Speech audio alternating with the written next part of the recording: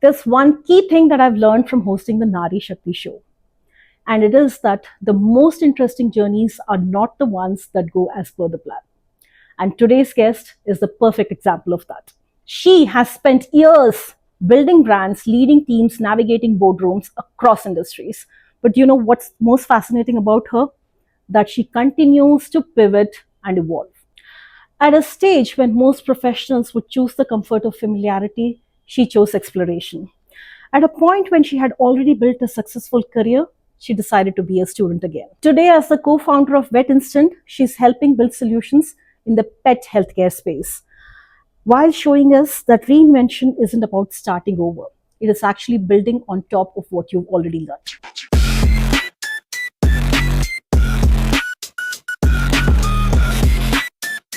We're going to talk about unexpected pivots, curiosity, entrepreneurship, and the courage to embrace something new. Vani, it's such a pleasure to have you here. Thank you very much. Really happy to be here.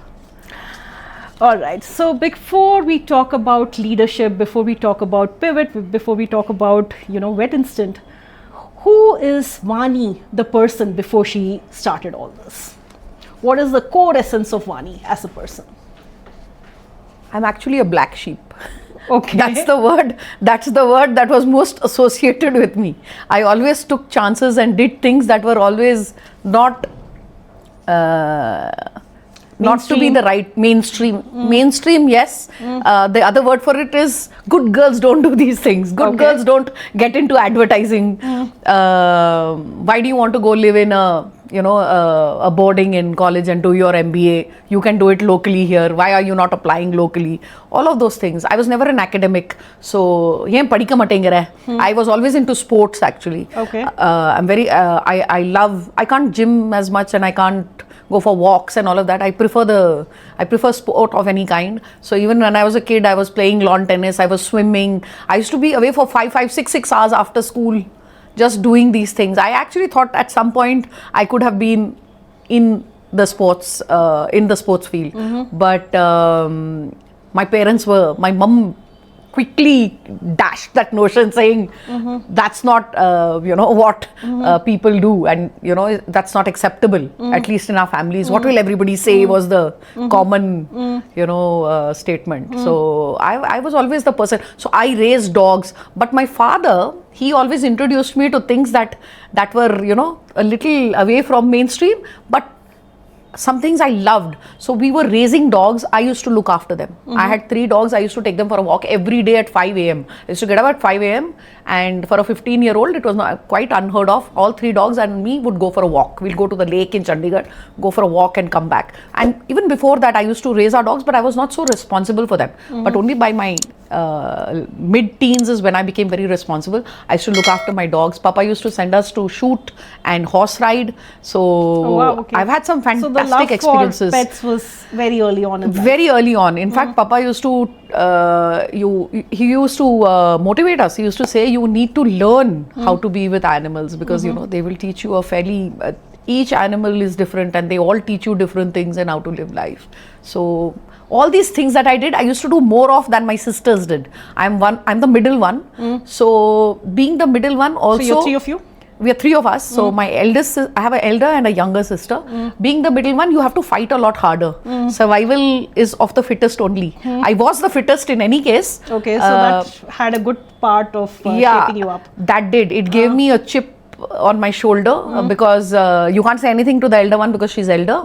You can't say anything to the younger one, she's too young. So I used to get Nanna Midichudu. I have seen many of those reels where elder has their own treatment, the younger has their own, and the middle one is sort of whatever. My elder one was my mom's pet. Younger one was my father's pet. They used to keep dropping me off at my party's house, my paternal side, and during holidays and all of that, because it would be too much for Amma to handle or something like that, So I was used to fighting my way through getting things.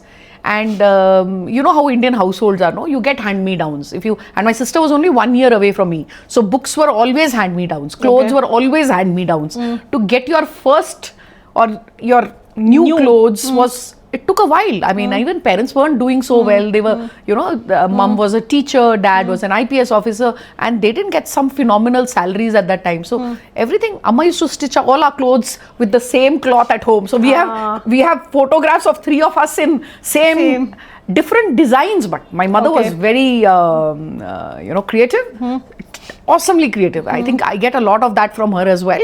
So she's terribly creative and awesome at it. So all of us in different designs, but same than, of kapda. So it used to be, it's quite fun. I still have those pictures. They're quite funny. Lovely. It has a poignancy to it though. Lovely. So there was this innate thing in you to explore the uncharted path. Yeah. And then, like you said, survival of the fittest. Your family, your community, all of that shaped you. You grew up in the north. Yeah. Yeah. So all of that played its part in shaping up. up. Because again, you are Tamilian, and then when people know you're Tamilian, they will treat you a certain way. You're dark. I was dark amongst. So you can imagine a class of 50 odd Sardarnis. They are all tall, fair, have long hair. I am short, dark. I was very short. I was terribly short, and I was terribly dark amongst those women and girls. And my mother, so because she had 3 children, she cut off all our hair. So we all had boy cuts. So, and we never went to a salon. We used to have the army, the police guy from the line who will come. He'll literally do what is called a boy cut. What he'll do for the men in the police line, he'll do for us. So nothing was attractive, remotely attractive about us, or could be. Not that we understood it. By the way, in that day and age, nobody knew. There were some girls who knew about what it meant to be attractive in your skin. We didn't know it. And we didn't realize we were being separately, or we were being talked to differently because of the way we looked. And I shouldn't say we. My sister was always very fair, very pretty, elder one. My younger one was also very fair, very pretty, and she used to study the bejesus out of her work. So she used to be number 1, school head girl, vice head girl. From junior school to senior school, she did everything right. So between the two, I got kind of jammed on looks and on academics together. So tell me that sounds interesting. Do you think the way we present ourselves physically, how we dress up, that has a part in how people perceive us in the corporate world? Of course it does. I mean, I've had so many bosses tell me. I was a fair tomboy actually in my early years, and when I was young as well. But I used to like to dress up like a young girl, meaning I'd wear short skirts, and I'd do the whole thing. In advertising, you can really dress differently and interestingly as well. But I was a tomboy, and once I grew to senior levels, and I think I still remember one of my bosses caught me at the tapri downstairs, drinking tea with all the with a fair bit of staff, and she says, "Vani, you're a vice president now. You can't be seen with the guys like this. I want you to start distancing yourself." I found that very odd because they were my friends. I had grown up with them. I became who I became purely because grew of up the ranks. Yeah, I grew up from within the ranks, and so they were my, and I couldn't talk to people, my peers and all that comfortably as much as I could talk to my staff, So I had to. So I thought one visual thing I did was, that's the time my love for saris just came out. I already was wearing, saris once a week or something, but then I just decided, okay, I have to differentiate myself, because anyway, all the boys were always in pants. One quick way to visually separate myself was to wear a sari. So I used to wear saris every day. You, right? And it elevates you immediately. People will pull chairs for you, open doors for you. People naturally started doing that. And even when you go to a client conversation, everything immediately changes. You're the first person to be offered a chair. Men start reacting differently when you're wearing a sari versus a short skirt. I don't know why they do it. It's actually all in their head, not in ours. Because I feel the same way. I feel as powerful. In fact, I used to drive a big car those days. I used to drive a Ford Endeavour. Wow. Now I drive a smaller car because I sold off that car at some point, and I didn't buy a bigger one. I bought a small. I bought the car I launched, which was the Nissan Magnite. Let's get to that. I really loved that. So I still feel the same. I feel like I'm still driving the Endeavour. What I mean by that is the largeness of what I may have achieved didn't go away anywhere. It still remains the same. It's only people who are looking at you differently. They are judging you for what you do and how you dress. That's all in their heads. And I am not going to be dictated by that. I am dictated by what's in my head. And that I have simplified to a large large detail. I mean, I know I want to achieve things, and I still have the drive, the passion in me to, go and achieve something. So, and now it's very specific, so even better. Right. And it's for myself. And there's nobody to judge you at a startup, right? Because you control the shots. It's you. It's your. Everything is you. It's your. You make the mistakes. You have the successes. It's all you. So it's so beautiful. I can't tell you what that feeling is. I can't explain it, but it feels like something is flowering inside you. Blooming, and it's like I think that's what it feels like for a flower. I'm sure that is the feeling it gets. It's like a new morning every day. Never thought about that. It is. I'm sure that's how a flower thinks about itself, or anything that's. A new day, dormant and then comes out, and it's just beautiful, and so many layers, many layers. It's just yeah. So let's talk about it. So you had a key part to play in the launch of Nissan Magnet. So let's talk about it. You were doing, you were into automobiles. Yeah. Give us a glimpse of what corporate life at that point looked like. You were obviously very successful, visibly successful.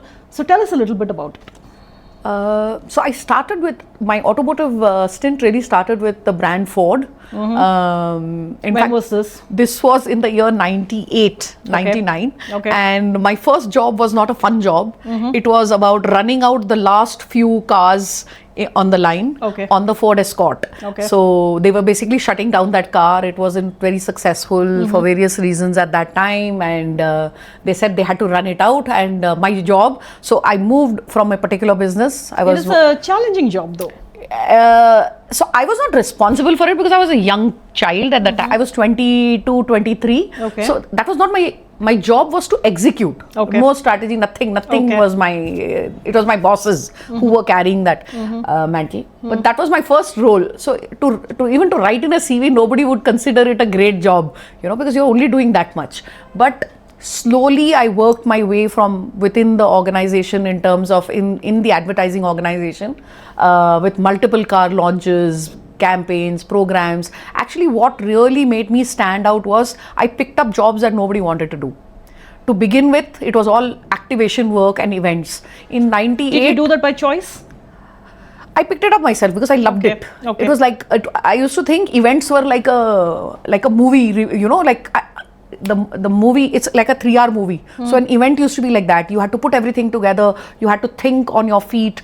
And odd things would go wrong. It would rain on the darndest day. Some key people you wanted turning up would not come.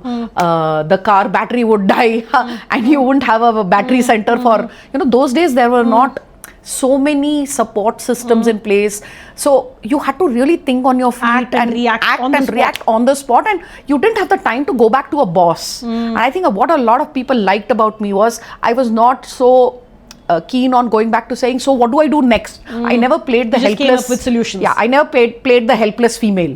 And so because I didn't play the helpless female, and I said, okay, let's find the solution, let's sort it. I still remember I was sitting in Habitat Center in Delhi, and we had the MD those days, Mr. Phil Spender, coming to see a car that had been displayed on World Environment Day. It was a big deal because the CM was going to come. Sheila Dikshit was the CM at that time, and so Phil Spender was going to come in at that moment, and the car tires, the guys who had dropped off the car had left the car tires dirty and they had gone off. Oh my goodness. Okay. And it was terrible, because it's a brand new car. We were getting into the launch of the Ford Icon those days. And so there was media, my mother told me, don't wear jeans and go, beta, you're going to the Habitat Center. Lots of people of note will be there. And Papa was still in the IPS. And so she said, it won't look good. उनके इज्जत का सवाल है. उनके इज्जत का भी सवाल है. And my boss also told me, don't look like an event manager when you go there. So I didn't wear jeans. I wore a chamois satin sari, and it was a gorgeous sari. It was a maroon sari. I'll never forget it. Part of my wedding trousseau actually, which I wore.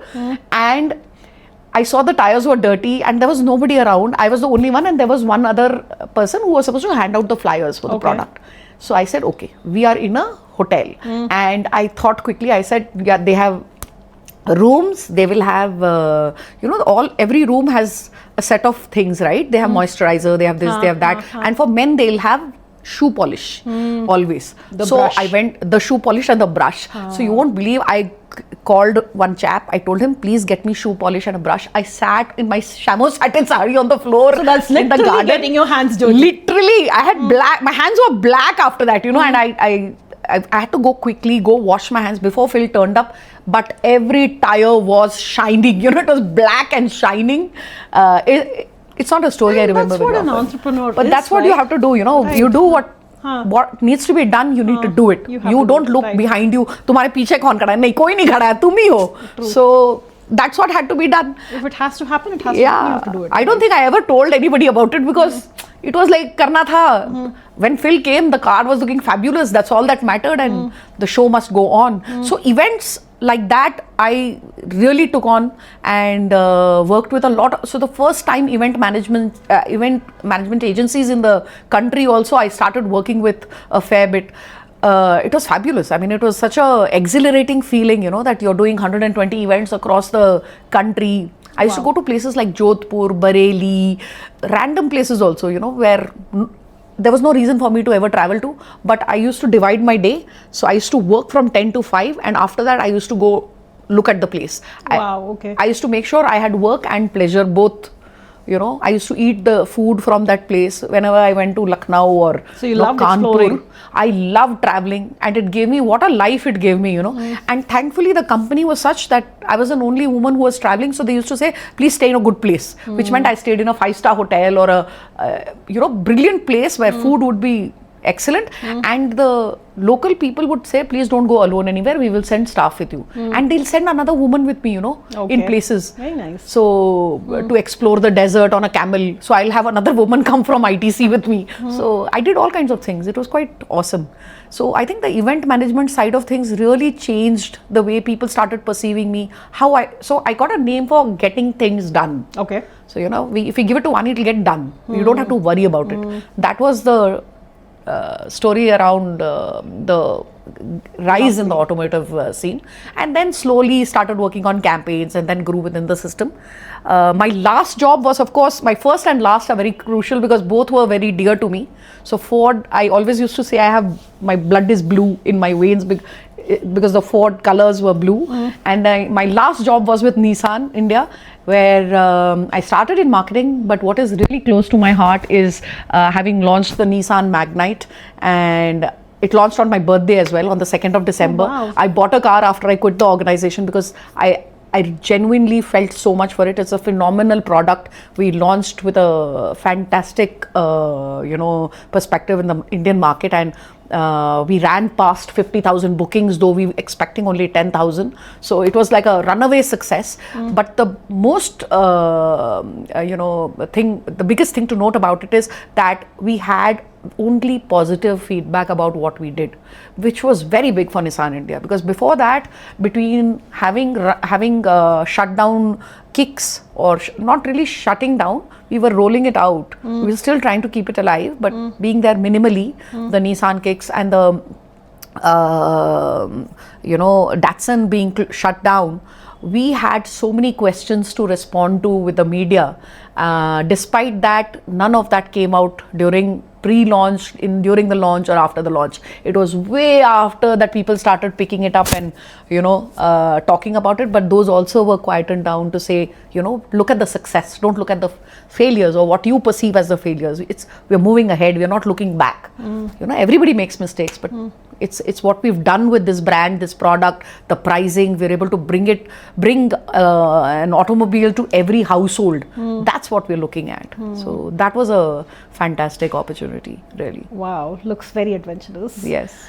Okay, so automotive, advertising, events, and quite often you were the only woman there.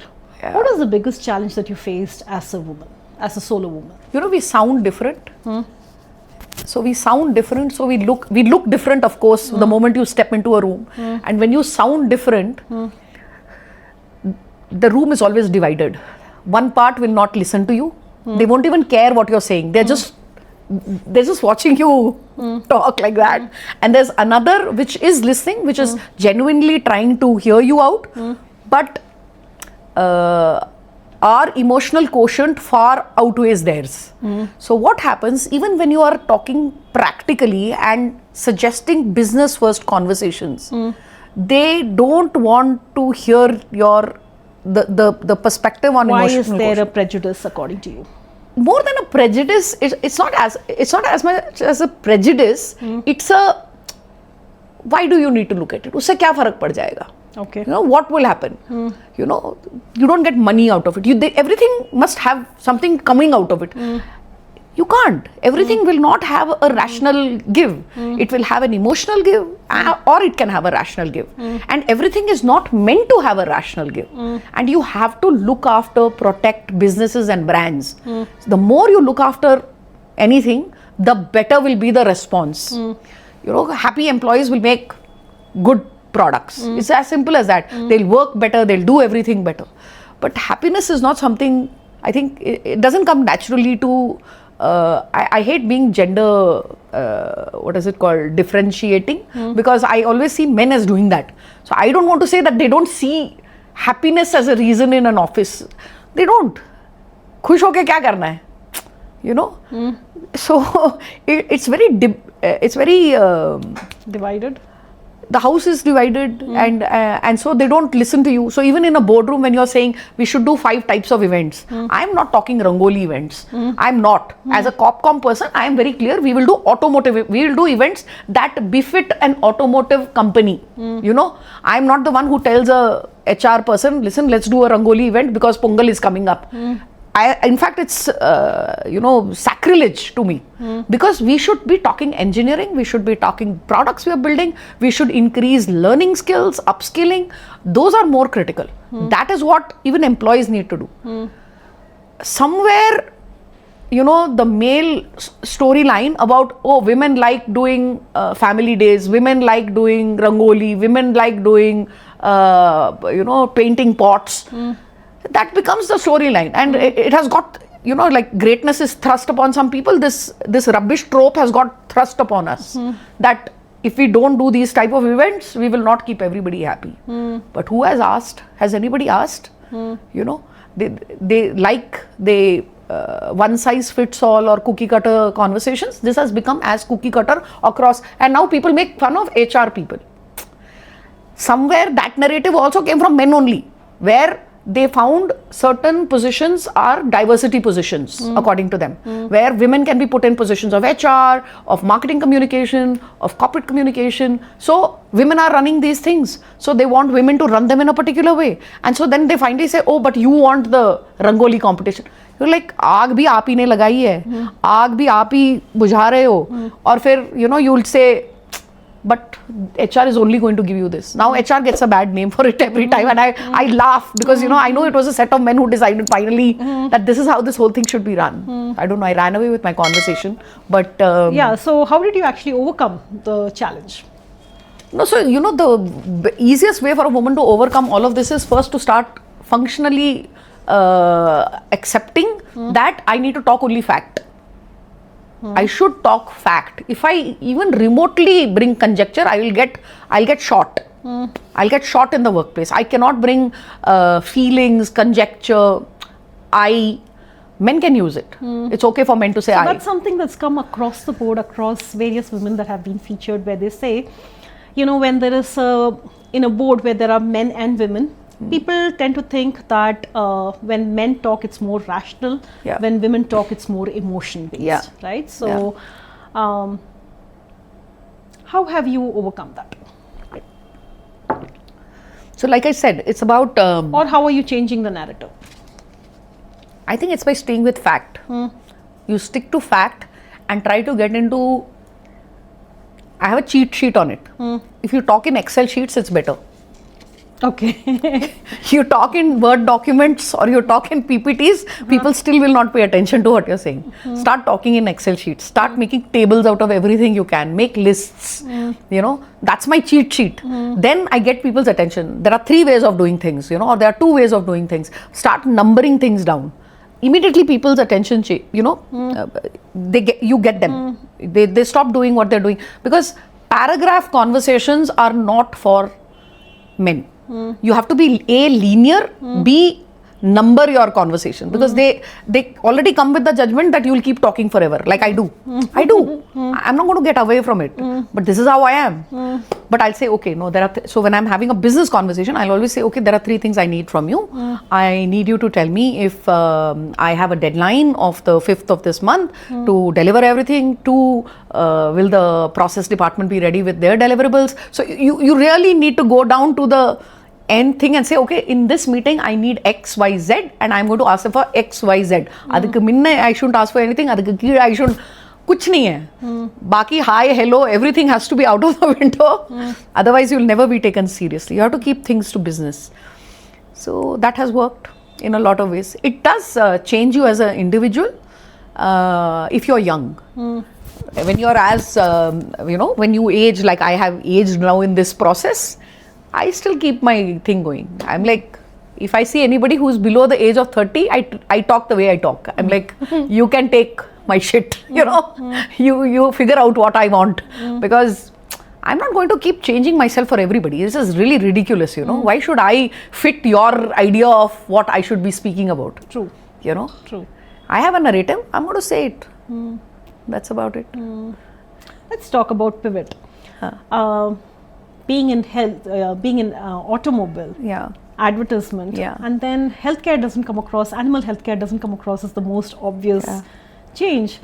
What were the concerns that you saw in the space that actually compelled you to make the shift? So my co-founder, Vivek, so 1 year before almost 8 months to a year before I quit Nissan India, started talking to me, and he wanted me to basically tell him how to go about research, how to talk to customers. He has a very product business speak about himself. So which I helped him change the narrative to a customer facing narrative, both from a veterinary point of view as well as from a pet parent point of view. So that was very critical for us. And when I was doing that, it just so happened that the best examples that were there. So you were doing this on the side? I was doing this on the side. He would ask for an hour in a month or something like that. Not too much, just about something. So we used to meet over coffee or, at a common friend's place who was a veterinarian himself. At that time, he would come and talk to me, and I would tell him, no, you need to do this, you need to do this. Maybe if you try this better. So I used to give him various ideas at that point. And the best examples I could give him were in the automotive space. Okay. The difference between, so you take a car. Right. So which goes back to the first point, right? You're not starting over, you're just building on top of what you have.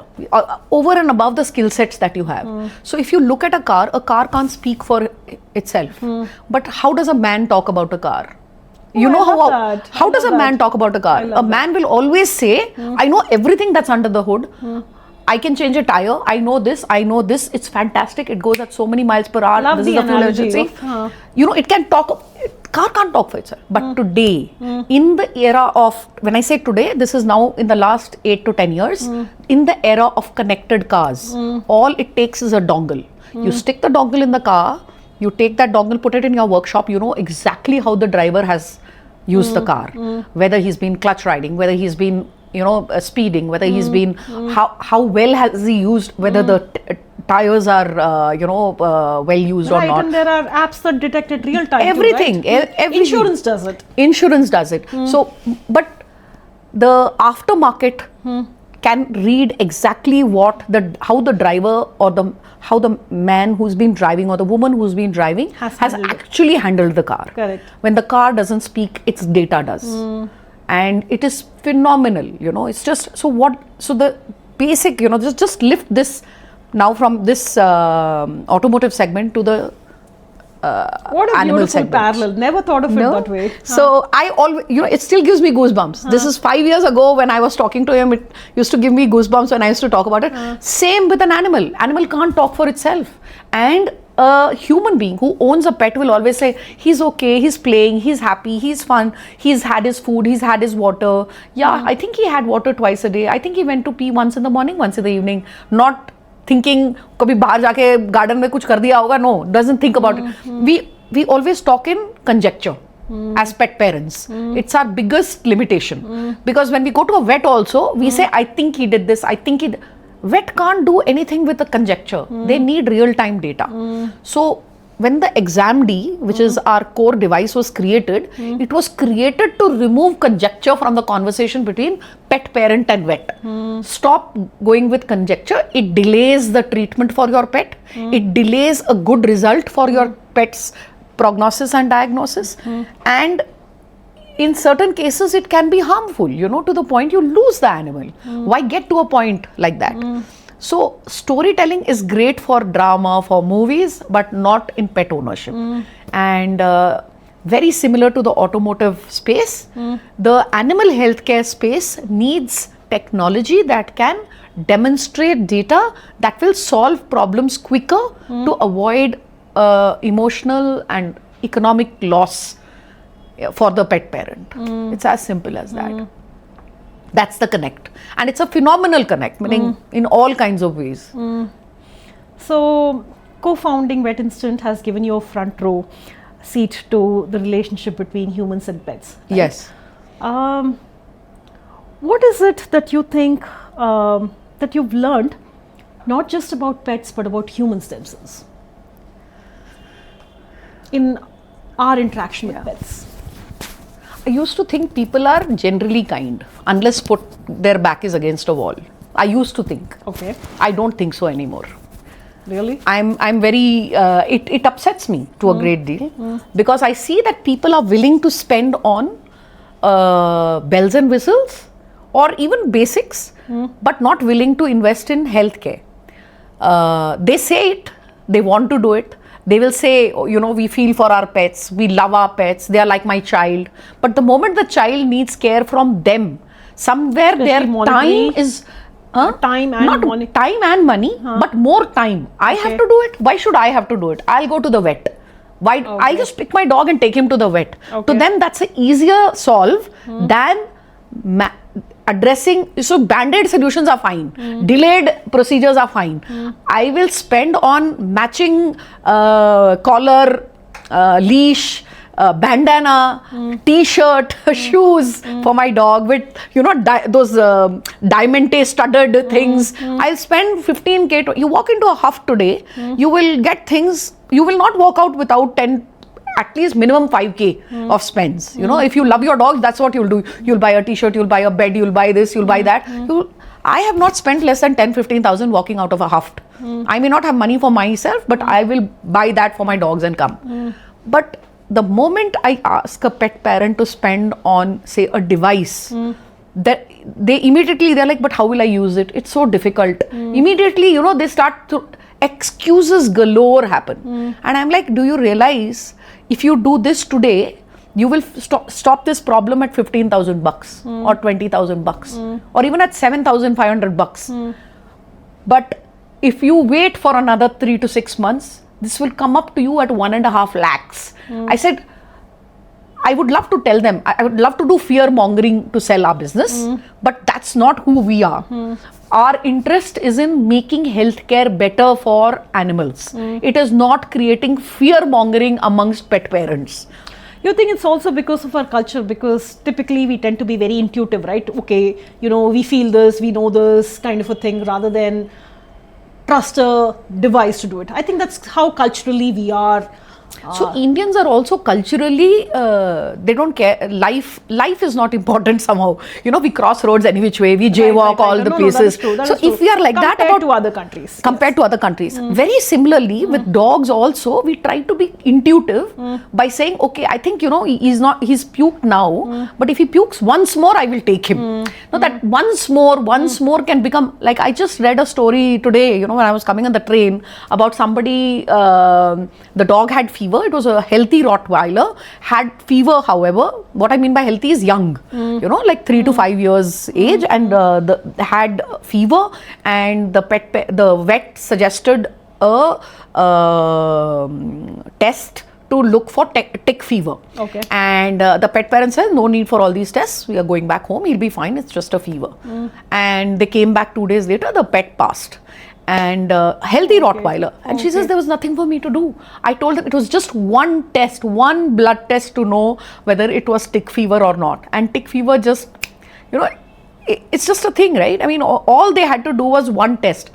But this preconceived notion of, oh, the vet is trying to take me for a ride, self-medication, same thing in the human sector, what occurs in the veterinary sector.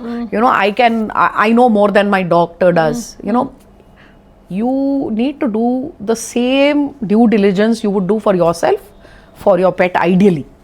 Even if you don't do that, at least 1/3 if you do, you know, if there is a fever, cover the test. There is nothing, you know, a urine test, a blood test is very basic today.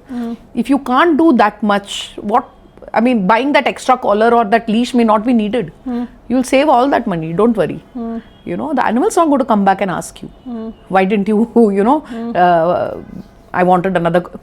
Animal is not asking for shit. In fact, my dogs roam collarless in the house, leashless in the house. There's no need to tie them up. There's no need. They are our house, their house. You know, we don't do anything like that. Which is what I find surprising. So, to your question of, you know, what have you learned? I've learned people are not very kind. Kindness is a premium, and it comes attached to it time and money. If I can afford it, if I have the time for it, then I will do it, and I will look good doing it. You know. Because as you know, I'm also a marketer, right, at the end of the day. So I'm trying to see what is it that will make you tick. Why will you buy it? You yourself are a, you know, pet parent, and you love animals and you love what we've done.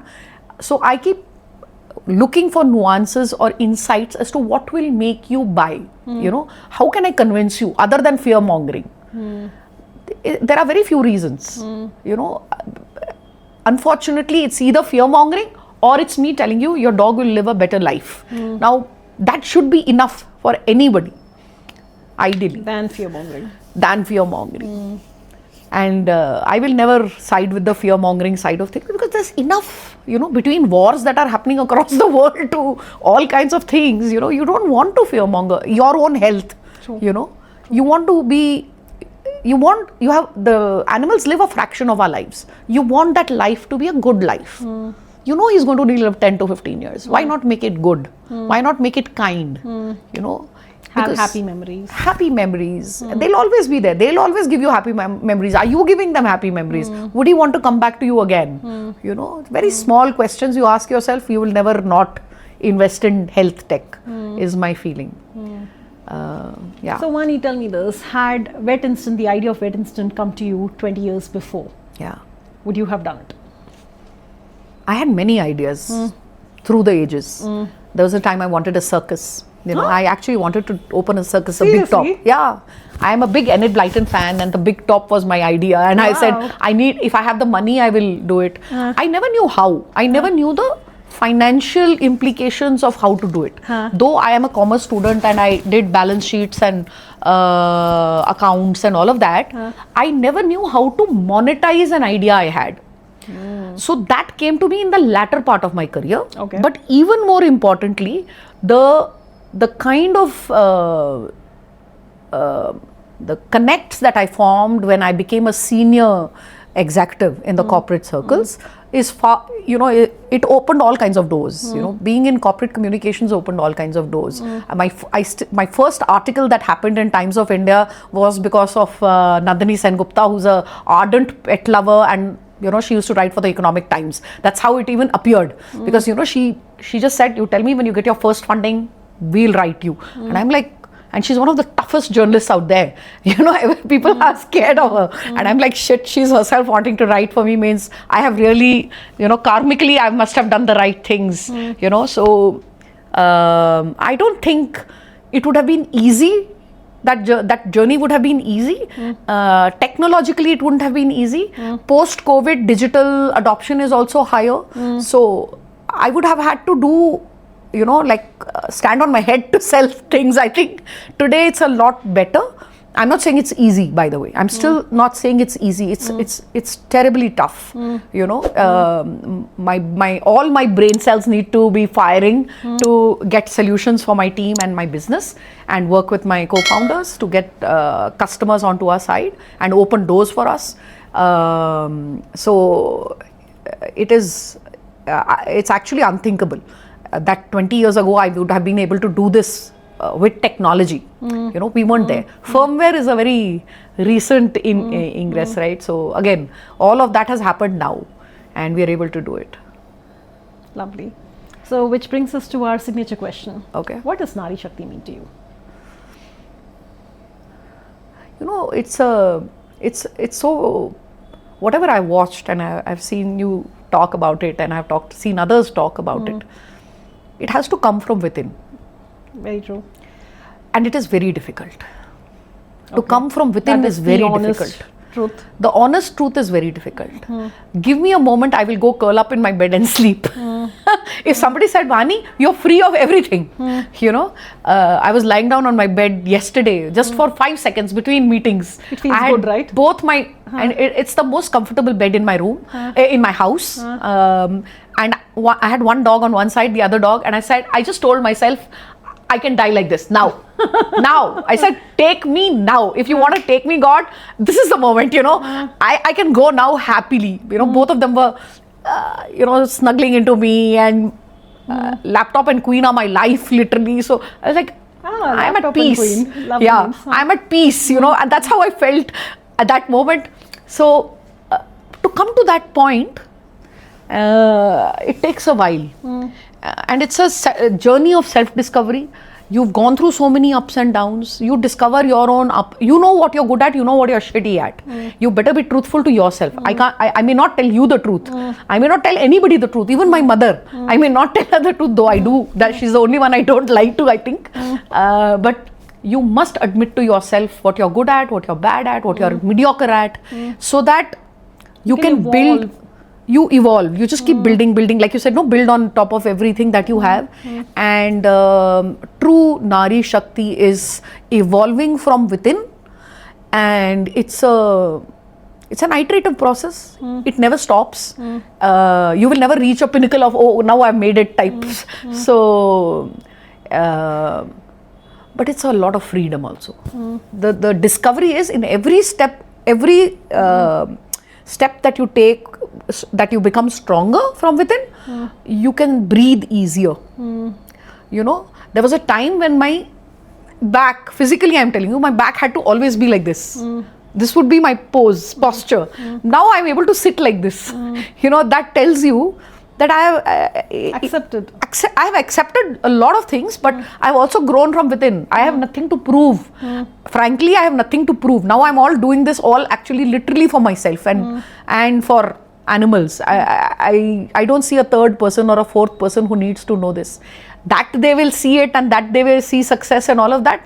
That's their interpretation and their whatever. You know, there's a very nice Shivan sloka which says Asato Mam Sat Gamaya, Tamaso Mam Jyotir Gamaya, and Mrityo Nam Amritam Gamaya. I understand the meaning of it today. I learnt it, I think, that's true. There's 7 or we learned 8 early years ago. Lives, but we realize today, every day when I laugh, you know, so I laugh to myself sometimes, that I spend so much time with myself and my laptop that there are times when I want to say it. So I'm telling you, that moment on the bed with both my dogs, I was saying it to myself and I was feeling light. It's a feeling of lightness actually. It's a feeling of liberation, feeling of lightness, evolution, but very difficult.